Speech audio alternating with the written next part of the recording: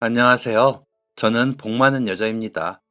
제가 유년 시절 정말 힘들게 살았는데 남편복, 시댁복에 이어 자식복까지 넘치고 주변 사람들이 다 너무 좋은 인복이 타고날 대로 타고난 사람입니다.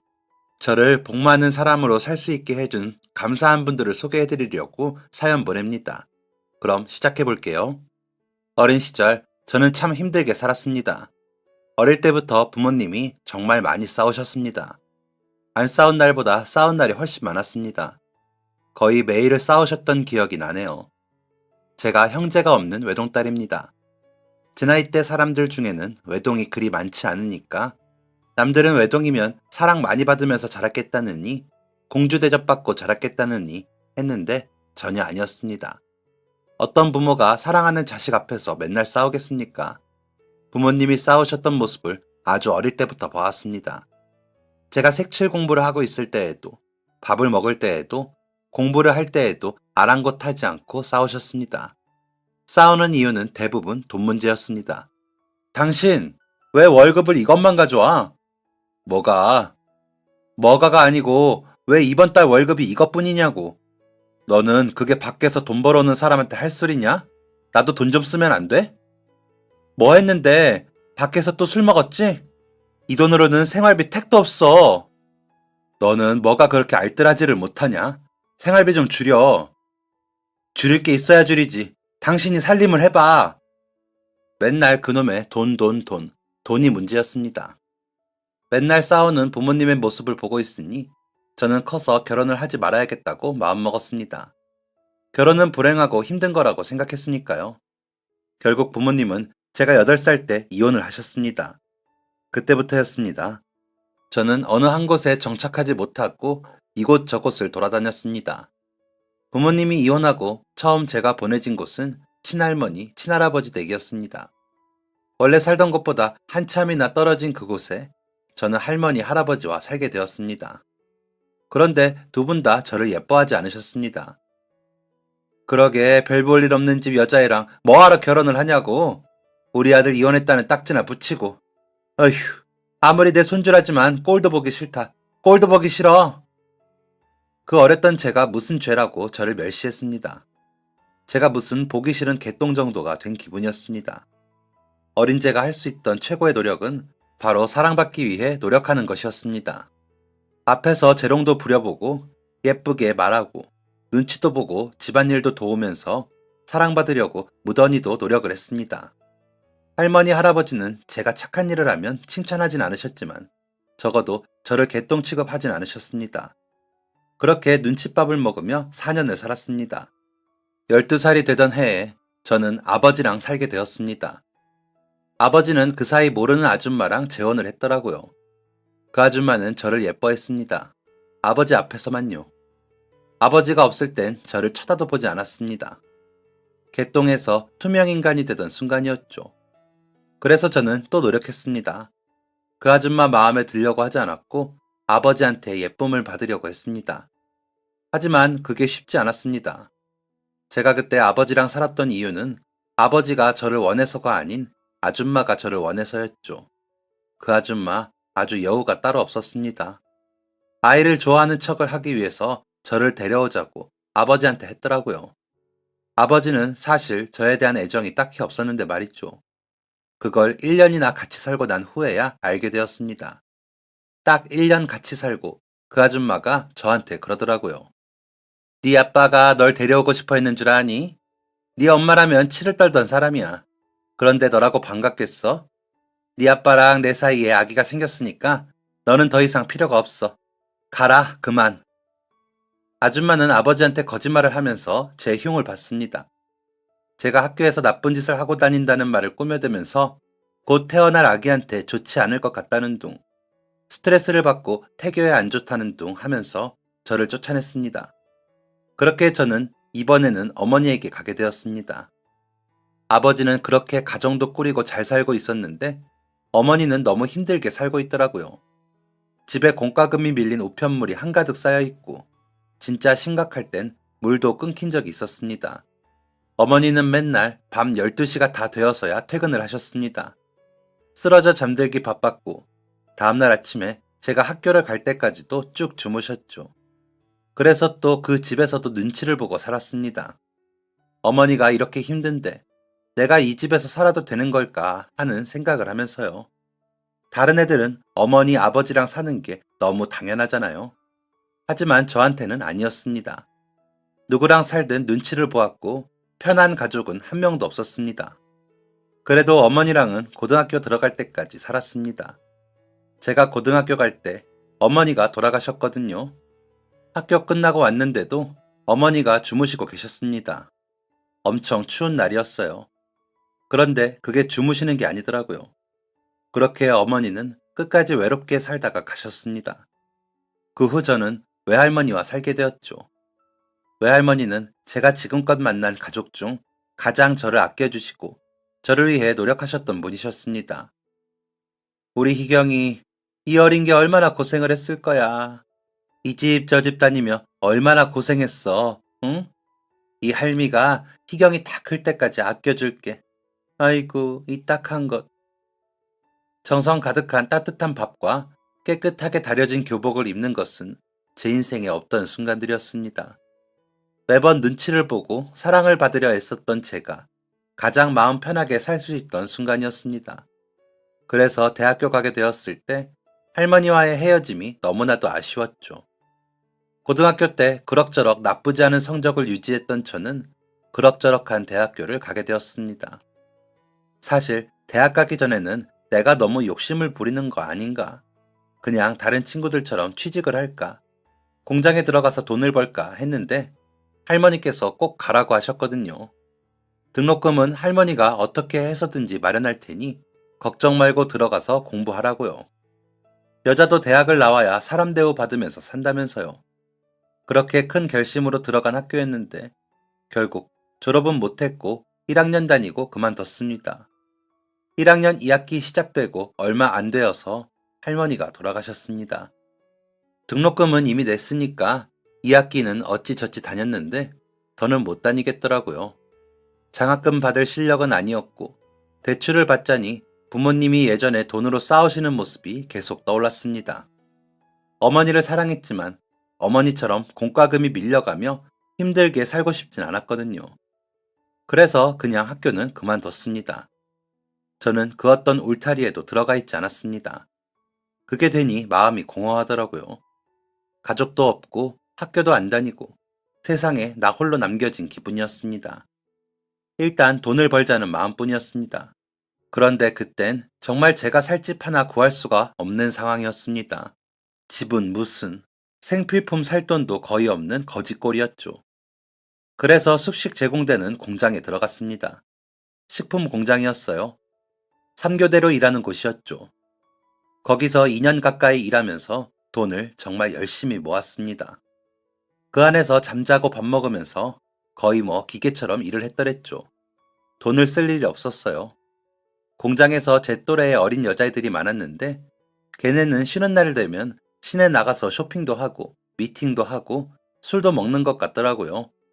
저한테도 같이 가서 놀자고 했지만 그 돈 쓰는 게 너무 아까웠습니다. 그래서 다 거절했죠. 공장 벗어나서 시내 갔던 게 1년에 한 두어 번 되었을 겁니다. 속옷 다 해줘서 한 번 샀고 한 번은 돌아가신 어머니랑 할머니를 보러 다녀왔었거든요. 그렇게 죽어라 일만 하니까 그만둘 땐 수중에 800만 원이 모여 있었습니다. 그 당시에는 정말 큰 돈이었어요. 저는 그 돈으로 작은 반지하를 월세로 얻었습니다. 그리고 새로운 일을 시작했습니다. 공장에서 일하면서 어느 순간부터 이게 맞는 건가 의문이 들더라고요. 할머니가 저보고 맨날 하셨던 말씀이 발전을 해야 한다고 하셨거든요. 계속 배우면서 새로운 것도 알아가고 자기만이 할 수 있는 걸 얻어야 한다고 하셨습니다.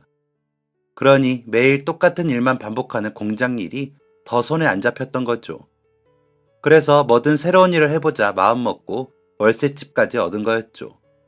식품 공장에서 일한 이력이 있어서인지 저는 한 식품 회사의 영업팀에 들어가게 되었습니다. 보통 회사들은 영업사원을 여자를 잘 안 뽑아요. 사람 마음을 움직이는 힘이 없으니까요.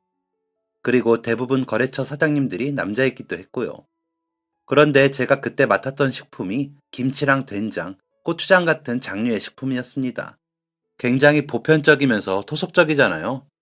그래서 이 회사에서 선보였던 게 저 같은 여자 직원들이 이거 가지고 다니면서 거래처 사장님들 맛보게 하는 전략이었습니다. 그리고 그때 보험왕이다 뭐다 하면서 여자들이 영업을 많이 할 때이기도 했고요. 시기가 잘 맞아서 제가 운 좋게 일을 시작할 수 있었던 거죠. 이 순간이 흔히들 말하는 인생의 터닝 포인트였습니다. 이 일로 저의 많은 것들이 변화가 되었죠. 첫째로는 사람 보는 눈이 생겼습니다. 누구든 사회생활 하면서 이런 건 갖추게 되잖아요. 아, 이 사람은 이런 성격이구나. 이런 장점이 있구나. 이런 단점이 있구나 하면서 파악을 하게 되죠. 어릴 때부터 이 집 저 집 돌아다니면서 살아서 그런가? 저는 남들보다 눈치가 꽤 빨랐습니다. 어떻게 말해야 상대방이 기분이 좋아지는지도 잘 알고 있었고요. 성격도 잘 파악할 수 있었죠. 그러니까 계약도 좀 더 빨리 성사시키고 칭찬도 많이 들었습니다. 그 다음으로는 돈이었습니다. 그 전 공장에서 일했을 때 월급이 30만 원인가 40만 원인가 그 정도였거든요. 그런데 회사 들어가고는 영업이니까 제가 한 만큼 버는 거잖아요. 정말 많이 판매한 달은 대기업 월급보다도 더 번 적이 있었습니다. 그 반지하 월세도 처음에는 벌벌 떨면서 냈는데 나중엔 이게 아깝지가 않더라고요. 공장 나와 그 월세집 얻은 덕에 돈도 훨씬 많이 벌 수 있었으니까요. 마지막으로 가장 큰 변화였던 건 빈틈없이 바쁘고 치열했던 제 인생에도 사랑이 찾아온 것이었습니다. 그때 일하던 방식이 음식점 많은 지역 하나 정해서 보름에서 한 달 동안 거기만 계속 도는 거였거든요. 한 번 갔다가 안 되겠다 싶으면 포기하기도 했고, 한 번 갔는데 반응이 괜찮으면 몇 번이고 찾아갔었습니다. 그러다가 한 식당에 가게 되었습니다. 같이 나온 선배가 그러더라고요. 이 가게는 매장도 작고 매출도 잘 안 나오는 것 같더라고. 그냥 넘어가자. 아, 그럴까요? 응, 아까 문 열려 있을 때 메뉴판 슬쩍 보니까 가격은 싼 것 같던데. 이따 여기서 점심이나 해결하자. 네, 알겠습니다. 그렇게 그 가게 지나쳐서 다른 가게들 영업을 돌았고, 점심때가 되어서 그 가게를 다시 찾아갔습니다. 그런데 문 열어 들어가니까 손님이 바글바글 하더라고요. 작은 가게였지만 테이블이 10개는 되었거든요. 그런데 금세 그 자리가 다 채워져 있더라고요. 음식을 나르던 젊은 남자가 저희 쪽을 보고 외쳤습니다. 두 분이세요? 잠시만 기다리세요. 한 10분이면 자리 날 것 같아요. 그 순간 선배와 저는 눈빛을 주고받았습니다. 옳다구나 싶었죠. 회사원들이 대부분이라서 그런지 손님이 빨리 빠지더라고요. 10분 뒤 저희는 식당에서 점심을 해결할 수 있었습니다. 저렴한 가격이 믿기지 않을 정도로 정성스러운 음식이었습니다. 반찬도 다양했고 맛도 정말 좋았습니다. 저희는 식사를 마치고도 가게 앞에서 한참을 기다렸습니다.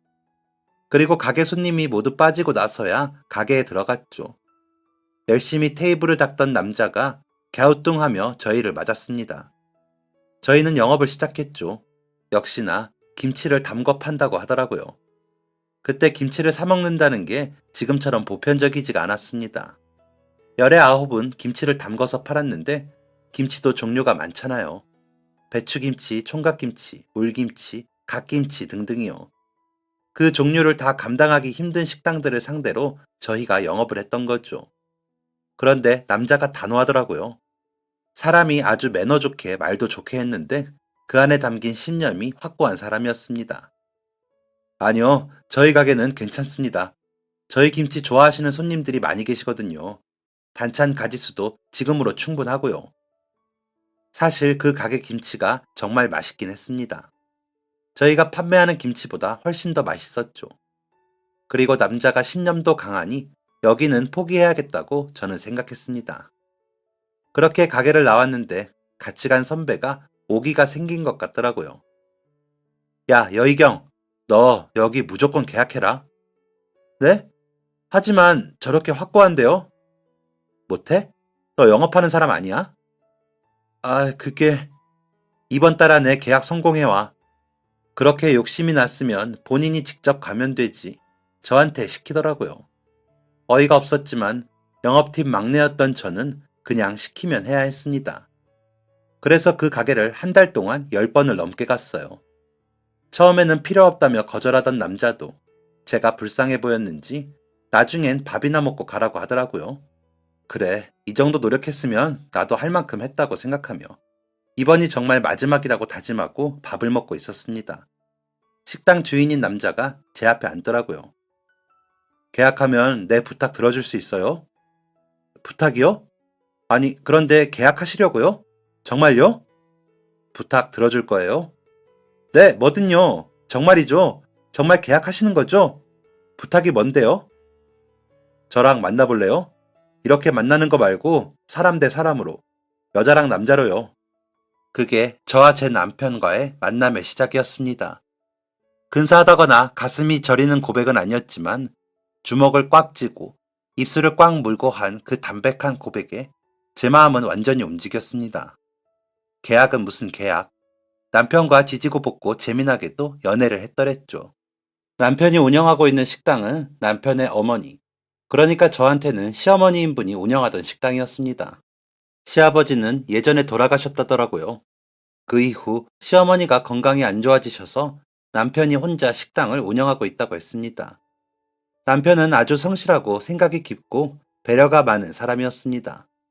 제가 어린 시절 맨날 싸우는 부모님 모습 보고 어머니가 이혼 후 힘들게 사시는 모습 보면서 자라서 연애에 대한 환상은 물론이고 결혼에 대한 환상도 눈꼽만큼도 없었거든요.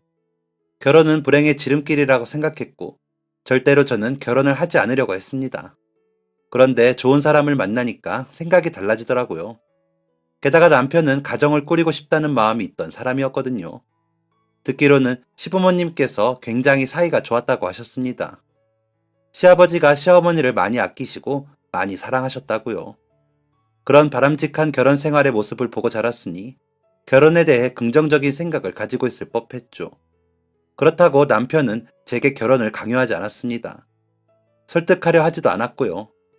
그저 있는 그대로의 모습을 보여주었고 자신의 생각을 솔직하게 말해주었습니다. 오히려 그런 모습이 제 마음을 더 움직였고요. 또 제 마음을 크게 움직인 것은 저희 시어머니였습니다. 남편과 어느 정도 만남을 이어갔을 때 시어머니를 한번 뵌 적이 있었거든요. 같이 식사 한번 하기로 했었죠. 시어머니께서 저한테 밥 한번 먹이고 싶다고 집으로 초대하셨습니다. 잔치상도 그보다는 못할 겁니다. 갈비찜에 꼬치전에 잡채에 묵고까지 뭐 하나 정성이 안 담긴 요리가 없더라고요. 한창 밥 먹는데 시어머니가 제게 그러셨습니다. 형석이한테 다 들었어요. 대체 어떤 아가씨가 그리 고생하며 살았을까 궁금해서 내가 한번 보자고 했고요. 참 고생 많았어요, 희경씨. 정말 고생 많았어. 그냥 어른으로서 너무 장하다고, 잘 커져서 고맙다고 해주고 싶었어요. 저 살면서 그런 말은 처음 들어봤습니다. 누가 저한테 장하다고, 기특하다고 해주는 거 정말 처음이었거든요. 밥 먹다 말고 꺼이꺼이 울어대다가 나중엔 시어머니 품에 안겨서 울었습니다. 그런데 결심했습니다. 이 사람들과 가족이 되겠다고요. 식은 간단하게 올렸습니다. 학교를 하도 옮겨 다니니 동창도 없었고 그 무렵 회사가 망해서 관뒀거든요. 그러니 동료들도 초대를 안 했고 무엇보다도 제게 가족이 없었으니까 남편과 시어머니가 배려해 주셨죠. 소박하게 식 올리고 반지하에 있던 짐 빼서 남편 집으로 들어갔습니다. 그렇게 시어머니까지 셋이서 살게 되었습니다. 저는 남편의 가게 일을 도왔습니다. 장사가 잘 되었지만 직장인들의 점심시간인 평일 점심뿐이었습니다. 밤에 술 장사를 해볼까 했는데 혼자서는 역부족이라 생각되어 마음을 접었다더라고요. 그럼 저랑 한번 해봐요. 그렇게 저녁 술 장사까지 하게 되었습니다. 하루 24시간을 48시간처럼 살았습니다. 아침에 가게 나가서 반찬 만들고 밥 짓고 국 끓이면 어느새 점심때 되어서 손님 몰려오고 바쁘게 두어 시간 손님 받다가 나가면 정리하고 정리 끝내고 고기 손질하고 장 보고 청소하고 커피 한잔 하려 하면 또 퇴근한 사람들 몰려서 장사하고 그러다 집에 가면 11시, 12시 되어서 쓰러져 잠들었습니다. 그래도 남편과 저는 함께였기에 행복했습니다. 그렇게 바쁘고 또 바쁜 생활을 하던 중이었습니다. 월경을 안 하더라고요. 너무 바빠서 월경도 깜빡할 정도였습니다. 그 무렵 입맛이 좀 없고 울렁거리긴 했는데 몸이 힘들어서 그런가 보다 했었죠. 그런데 임신을 했다는 겁니다. 어찌나 바빴는지 12주가 되어서야 알았습니다. 남편이랑 같이 초음파를 봤습니다. 그런데 젊은 남자 담당 선생님이 고개를 갸웃하시더니 심각하게 초음파를 보시더라고요. 뭔가 잘못되었나 했는데 정말 뜻밖의 말을 하셨습니다. 하나가 아니네요? 네? 뭐가요? 와, 저도 처음 봐요. 쌍둥이입니다. 그것도 새쌍둥이요. 네? 새쌍둥이요? 제 뱃속에 아이가 하나도 아니고 셋이 있다는 겁니다. 어떤 사람이 안 놀라겠어요? 남편이랑 저도 진짜 엄청 놀랐죠. 하지만 아이들한테 너무 미안하게도 마냥 기쁜 마음은 아니었습니다. 임신 사실 알기 한 달 전쯤에 시어머니가 쓰러지셨어요. 수술 한 차례 받으시고 계속 병원에 입원해 계신 상태였죠. 보험도 없으셨던 분이라 병원비가 정말 많이 나왔거든요. 제가 시어머니 병간호를 해야 해서 가게를 계속 나갈 수 있는 상황이 아니었습니다. 낮에 잠깐 가서 도와주고 곧장 다시 병원 가고를 반복했었죠. 그러니까 남편 혼자 감당할 수가 없었습니다. 그러니 손님도 줄고 매출은 안 나오고 병원비는 계속 빠지고 모아두었던 얼마 안 되었던 돈까지 모두 쓴 상황이었습니다. 그러니 이 아이들이 찾아온 것을 마음 편하게 받아들이기에는 여유가 없었던 거죠. 더군다나 셋이라니 어떻게 키워야 할지 감도 잡히지 않았습니다. 좋은 생각만 해야 할 그때에 제가 너무 스트레스를 받으니까 남편이 이렇게 말해주더라고요. 여보, 난 당신이 제일 중요해. 그러니까 당신이 하자는 대로 할게. 지금이 힘들면 나중도 괜찮아. 셋이 아니라 하나도 괜찮아. 난 그저 여보의 선택을 따를게. 그러니까 너무 힘들어 하지 마. 저는 결심했습니다. 이 중 하나만 제 아이로 하기로요. 나머지 둘은 다른 곳으로 보내주고요. 그만큼 사는 게 힘들었습니다. 없는 집에서 힘들게 꾸역꾸역 사느니 차라리 다른 잘 사는 부모 만나 더 나은 환경에서 사는 게 아이들한테도 좋을 거라고 생각했습니다. 그래도 제 뱃속에 있을 때만큼은 잘 있다가 가게 해주고 싶었습니다. 남편은 저보고 가게에 나오지 말라고 했습니다. 됐어. 무슨 환자 취급이야. 뱃속에 아기가 셋이나 있는데 어떻게 일을 해? 이건 당연한 거지. 어머니도 이제 퇴원하셨으니까 병원에 더 안 가도 돼서 다행이다. 그동안 고생만 시켜서 미안해. 여보는 이제 왕비님이야. 푹 쉬어. 말 안 듣고 몇 번 가게 갔다가 엄청 혼났습니다. 그래서 그냥 집에 있었어요. 마음은 불편했지만 확실히 몸은 편하더라고요. 하지만 그것도 잠깐이었습니다. 태동 시작하니까 정말 너무너무 고통스럽더라고요. 하나도 아니고 셋이 발길질을 하고 꿈틀거리고 하는데 갈비뼈랑 꼬리뼈랑 다 안 아픈 곳이 없었습니다. 사모님, 더 잘 드셔야 해요. 아이가 셋이니. 그리고 경부 길이가 좋지 않네요. 상황이 상황인 만큼 절대적 안정을 취하셔야 합니다. 지금으로서는 서 계시는 것도 무리예요. 임신 기간 중 대부분을 누워만 있었습니다. 남편과 시어머니가 절대 못 움직이게 하더라고요. 시어머니가 몸도 성치 않으시면서 집안일 다 하시고 저 밥도 차려주시고 정말 정성으로 저를 보살펴 주셨습니다. 그때만 생각하면 진짜 눈물이 날 정도로 감사합니다. 자식도 아니고 며느리인데 어떻게 제 자식처럼 저를 걱정해 주시고 저를 아껴 주셨는지 그 마음이 너무 감사해서 먹먹해집니다. 남편도 저한테 티는 안 냈지만 많이 고생했을 겁니다. 몸도 고생하고 마음도 많이 고생했겠죠. 그럴수록 더욱 마음을 굳혔습니다. 애들 둘 보내고 하나 얼른 키워놓고 가게 나가서 돈 벌어야겠다고요. 제가 출산 예정일이 한여름이었거든요. 7월 말일이었죠. 그런데 아직 후끈한 열기도 못 느낀 5월 달에 산통이 시작되었습니다. 의사 선생님이 새쌍둥이라 조산할 거라고는 했지만 이렇게 빠를 거라고는 말을 안 하셨거든요. 처음엔 그냥 배가 아픈 건가? 이게 진짜 진통이 맞나 하는데 정말 정신을 못 차리게 아팠습니다. 어질어질하고 감정도 제어가 안 되고 이러다 정말 죽겠구나 싶더라고요. 남편이 그때 막 출근한 시간이었는데 시어머니가 가게까지 뛰어가셔서 다시 불러오고 119를 부를까 하다가 병원이 그리 멀지 않아서 셋이 택시 타고 병원에 갔습니다. 저는 기절 직전이었고 병원 도착하자 의사 선생님이 뛰어나오셨습니다. 산모분, 언제부터 진통 시작되었어요? 일단 수술실로 올라가세요. 그러니까, 저 출근하기 전에 아침 7시부터 아프다고 한 것 같아요. 그런데 왜 이제 오셨어요? 바로 수술 들어갈게요. 저는 간호사분들 부축받으면서 곧장 수술실로 들어갔습니다. 의사 선생님이 가운 벗으시고 급하게 수술실로 들어가시면서 남편이랑 시어머니께 말씀하셨대요. 마음 단단히 먹고 계세요. 그날 수술실에는 제 담당 의사 선생님 말고도 다른 의사 선생님이 한 분 더 들어오셨고 산부인과 안에 들어가 있던 소아과 선생님도 오시고 간호사분들도 6분이나 들어오셨다고 했습니다. 새 쌍둥이 출산인 만큼 다들 심혈을 기울였던 상황이었죠. 그렇게 수술실 들어가고 오전 11시 41분에 쌍둥이 중 첫째가 세상 밖으로 나왔습니다. 하지만 아무도 안도의 한숨을 쉬지 않았대요. 아이는 아직 둘이나 남아있고 제가 무사할 거란 보장도 없었으니까요. 그리고 3분 뒤 둘째가 세상 밖으로 나왔습니다.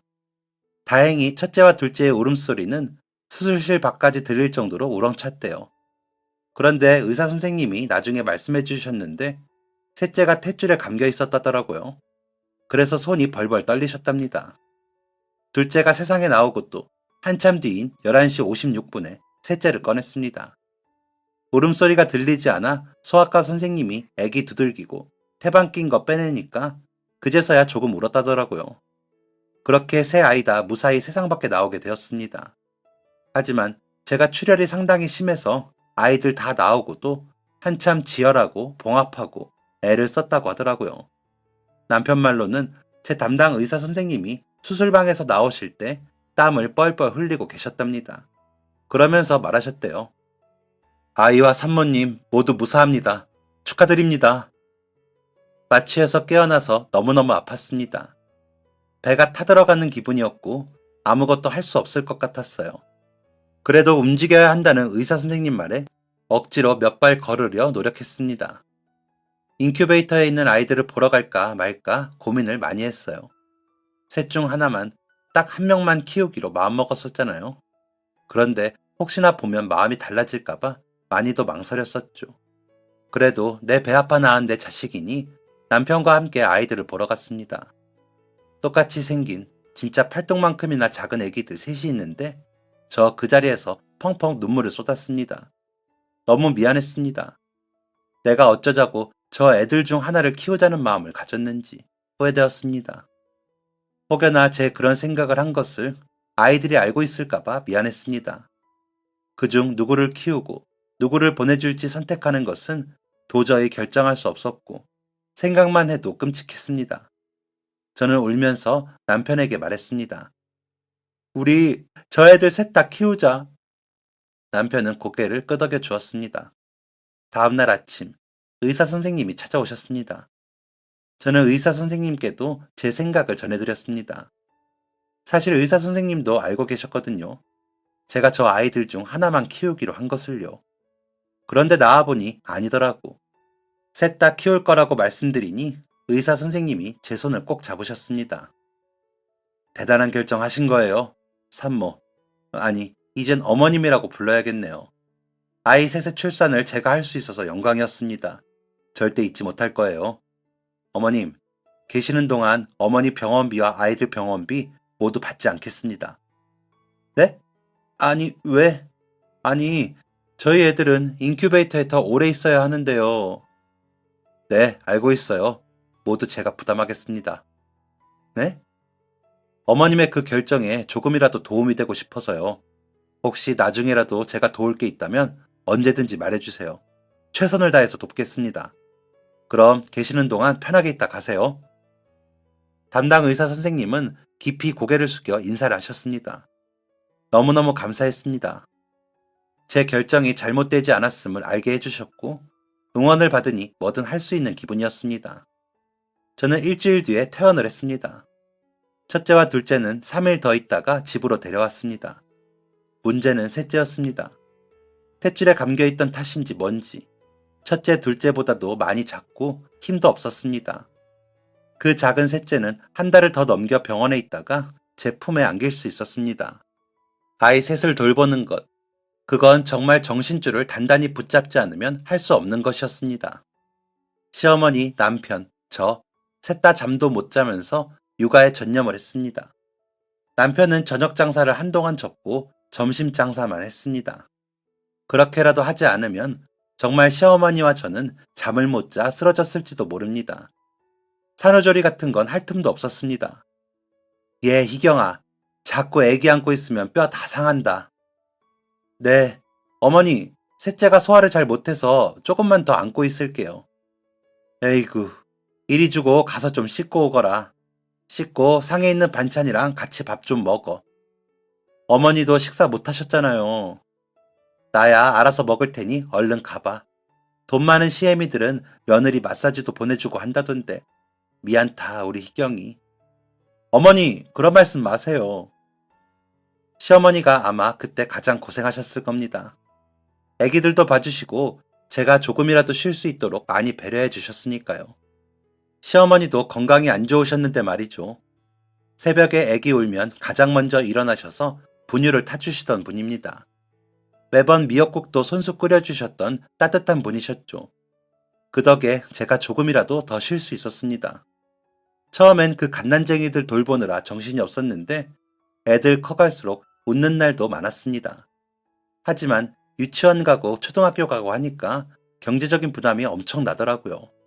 먹기도 많이 먹고 학교에 낼 돈도 있고 옷도 사입히니 돈이 정말 어마어마하게 들었습니다. 어렸을 적 부모님이 맨날 돈돈 하면서 싸웠던 모습이 아직도 머릿속에 있으니 그렇게 돈에 집착하지 말자.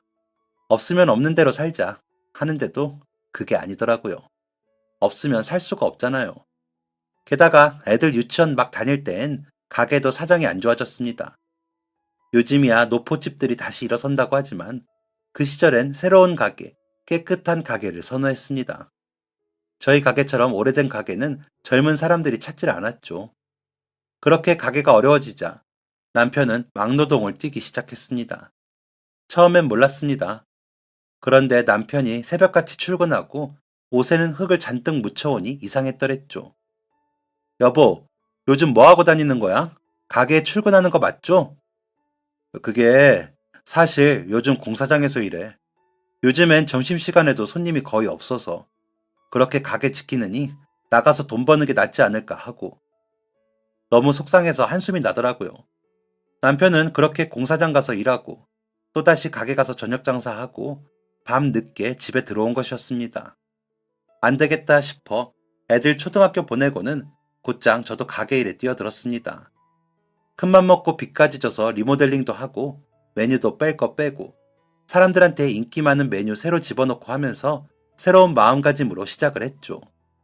시어머니가 그 말썽꾸러기 셋 집에서 봐주시고 남편과 저는 가게에서 열심히 돈 벌면서 살았습니다.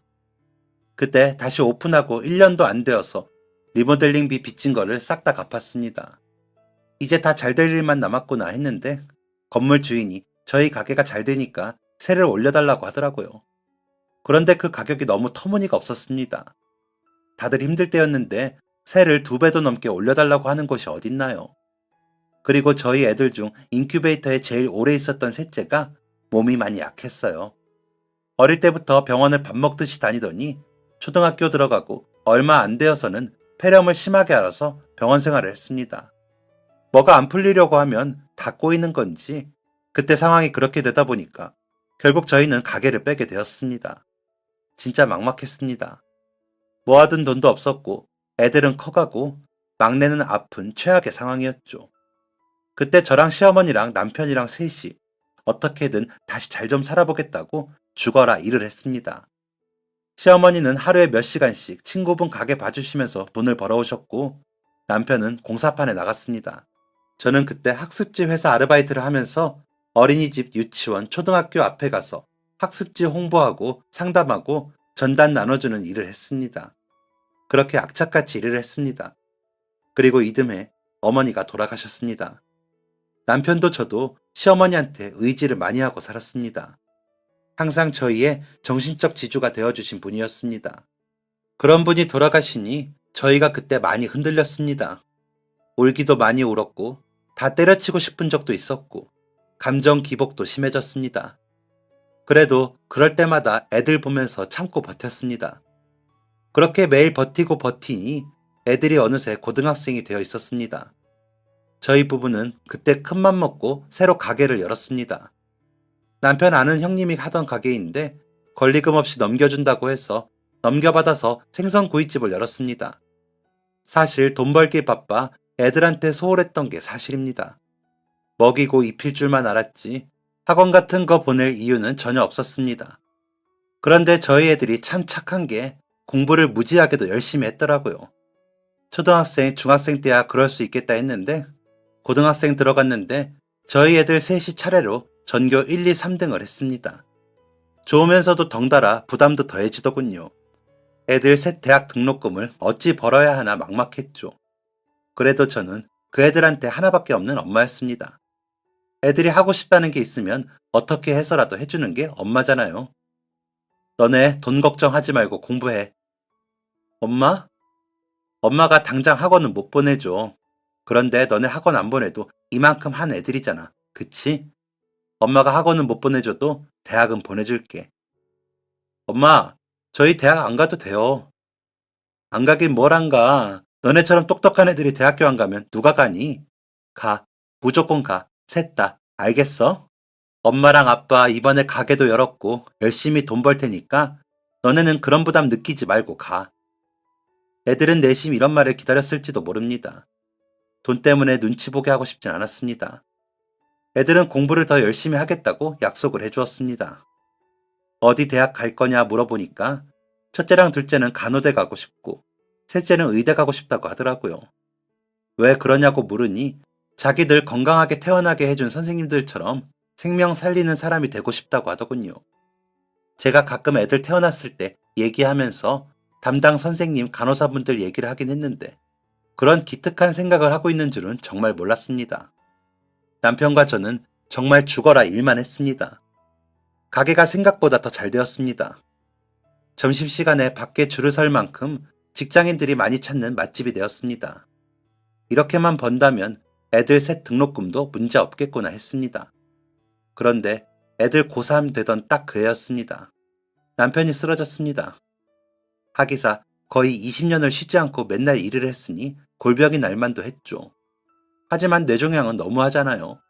법 없이도 살 사람이거든요. 저희 남편 진짜 정직하고 성실하게 일만 했습니다. 너무너무 열심히 일만 했습니다. 자기 자신 돌볼 시간도 없던 사람이었습니다. 친구도 안 만나고 술도 안 먹고 담배도 안 태우고 진짜 저희만 보고 살았던 사람입니다. 그런데 뇌종양이라뇨. 누가 좀 거짓말이라고 해줬으면 좋겠다고 생각했습니다. 남편은 대학병원에 입원을 했습니다. 수술비, 치료비에 입이 떡 벌어지더라고요. 처음엔 어떻게 혼자 가게 운영하며 병원 오가며 버텨보려고 했는데 도저히 안 되겠어서 가게를 처분했습니다. 가게 보증금으로 어찌저찌 병원비 메워도 막막했습니다. 병간 후에 일할 시간이 없으니 더 속이 터졌습니다. 애들 셋 등록금 모았던 거 고작 1년치 등록금이었습니다. 그런데 그거 안 깨면 저희 다 굶어 죽어야 할 정도였습니다. 결국 애들 등록금으로 모아두었던 적금을 깨고 말았습니다. 차마 애들한테는 말 못하고 애들 얼굴 볼 자신도 없어서 은행 갔다가 남편 있는 병원 로비에서 혼자 펑펑 울고 있었습니다. 바로 그때였습니다. 어머님? 의사 가운을 입은 중년의 남자가 저를 아른 채를 하더라고요. 익숙한 얼굴이었습니다. 알듯 말듯 고개를 갸웃거리다가 가운 가슴팍에 적힌 글자가 눈에 들어왔습니다. 산부인과라는 글자가 보이고 그 옆에 의사의 이름이 적혀 있었습니다. 제가 애들 낳을 때 제 담당 의사 선생님이셨습니다. 선생님? 남편이 있는 그 대학병원의 산부인과 교수로 계신다고 하더라고요. 이 뜻밖의 인연에 반갑기도 잠깐. 저는 곧 제 현실이 떠올랐습니다. 제가 울상을 하고 있으니 선생님이 조심스럽게 무슨 일인지 물어보더라고요. 이거 어디 말할 곳도 없었던 저는 그간의 힘들었던 생활에 대한 넋두리를 늘어놓았습니다. 선생님은 어떻게 그렇게 힘들게 사셨냐며 저를 대신해서 깊은 한숨을 내쉬어 주셨습니다. 고생했다고 응원해주기도 하셨습니다. 그리고 저희 애들을 보고 싶다고 하시더라고요. 저야 그럼 너무 영광이니 선생님 시간 되실 때 찾아간다고 말씀드렸습니다. 그렇게 일주일이나 지났을까요? 마침 애들이 아빠 보러 병원에 온다길래 저는 생각난 김에 애들을 데리고 선생님을 만나뵈러 갔습니다. 애들도 엄청 좋아하고 신기해하더라고요. 선생님, 감사합니다. 어머니께 말씀 많이 들었어요. 저희 다 건강하게 태어날 수 있게 해주셔서 감사해요. 감사는 무슨, 너희 어머니가 잘 이겨내셨기에 너희들이 잘 태어난 거야. 어머니께 잘해라. 네, 선생님. 너희 다 공부 잘한다고? 아, 그냥 열심히 하고 있습니다. 그래, 의사랑 간호사 하고 싶다고? 네, 그런데 그게 쉬운 것도 아니고 그냥 희망만 하고 있습니다. 너희 공부 잘한다며? 그럼 대학교 가는 건 문제 없겠네, 그치? 대학교, 네, 뭐. 아마 남편 쓰러진 뒤로 애들이 눈치로 알고 있었던 것 같습니다. 대학교에 가지 못할 거란걸요. 첫째가 어물쩡거리며 어색하게 웃으니까 선생님이 첫째 어깨에 손을 턱 올리셨습니다. 꼭 대학 붙어라. 등록금은 내가 보태줄게. 너희 셋 다. 네? 내가 너희 어머니께 그랬거든. 도움이 필요하면 언제든지 말해달라고. 내가 보기엔 그게 지금인 것 같아. 나도 어려운 집에서 태어나서 흔히들 개천에서 용났다는 말 들으며 이 자리까지 올라왔어. 내가 보기엔 너희들 충분히 용될 그릇들이다. 대학교 합격만 하면 4년치 등록금 전부 다 내가 도와주마. 그 말도 안 되는 말에 저는 아무 말도 할 수가 없었습니다. 이게 꿈인가 생시인가 당황스럽기만 했습니다. 셋째는 눈물까지 흘렸습니다. 어머님, 제가 이렇게 하는 건 그때 어머니 선택에 감동을 받아서예요. 그리고 어떻게 이렇게 아이들 셋 다 잘 키우셨는지 존경스러워서 그래요. 아이들이 나중에 사람 많이 살리고 많은 사람에게 도움이 되면 그만한 축복이 어디 있겠습니까? 저는 그 많은 생명을 위해 어머님 아이들에게 후원하는 거예요. 그러니 부디 부담스럽게 생각하지 마시고 꼭 제 마음 받아주세요. 제가 그걸 어떻게 거절하겠어요? 우리 애들 도와준다는 분 성의를 어떻게 거절합니까? 면목이 없어도 아이들 도와주신다는데 절이라도 하고 싶은 마음이었습니다. 그날 선생님께 그 말을 듣고 저희 애들 정말 죽어라 공부만 했습니다. 그리고 셋 다 의대, 간호대에 합격을 했습니다. 그리고 약속대로 선생님은 저희 애들 졸업 때까지 등록금을 다 내주셨습니다. 선생님께도 감사하고 열심히 노력해준 애들한테도 고마웠습니다. 그리고 첫째랑 둘째는 졸업하고 거의 곧바로 국시에 합격하고 셋째도 2년 뒤에 합격을 했습니다. 저희 남편은 뭐가 그리 급했는지 애들 졸업하는 것도 못 보고 세상을 떠났습니다. 그렇게 병상에만 있다가 애들 입학식도 못 가고 그 좋은 학교에 우리 애들 다니는 거 구경도 못하고 떠났습니다.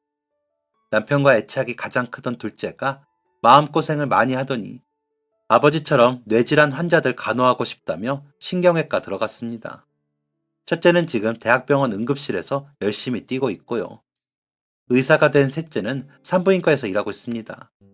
저희 애들 정말 장하죠.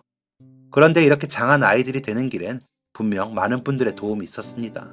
새아이 등록금을 모두 내주신 선생님 정말 감사하고 또 감사하고요. 훌륭하게 자라서 의사, 간호사가 되어 지금은 선생님께 받은 돈 갚겠다고 열심히 일하고 있는 아이들에게도 감사하고요.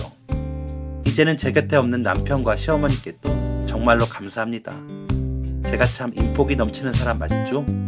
이 사람들 은혜 잊지 않으며 남은 생 저를 위해, 우리 애들을 위해 또 한 번 열심히 살아보겠습니다. 지금까지 사연 들어주셔서 감사합니다.